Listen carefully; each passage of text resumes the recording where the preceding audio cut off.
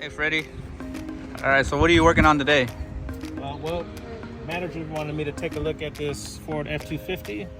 So as you can see, it's got a rip in the seat. So I'm assuming this is what he wants me to fix, which is pretty common, especially when vehicles are higher off the ground. People don't use the side step properly to exit the vehicle. They'll just roll right out of the truck.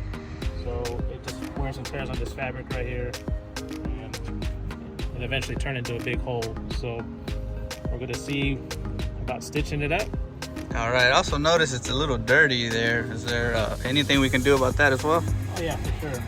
We won't just stop at the stitch. We'll make sure the truck looks nice and as best as we can get it. That way, whoever's buying this truck, will get into a nice clean vehicle. All right, well, we'll check back with you in a little bit.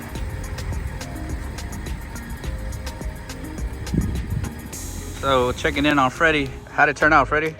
Well, you see, we got the stitch done. If you recall, our stitch was right in the middle right here.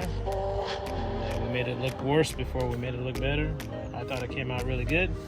And as you can see, we also cleaned up the rest of the vehicle too. So yeah, I think it turned out. Yeah, I have to agree. I think it looks amazing.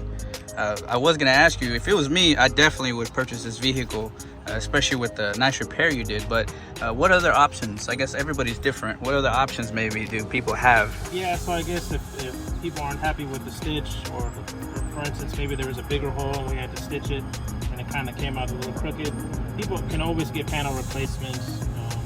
Obviously, the more things you add on that are new, such as panel replacement wise, the more expensive it's going to be. Got you. All right. Well, once again, Freddy, I mean, it looks amazing.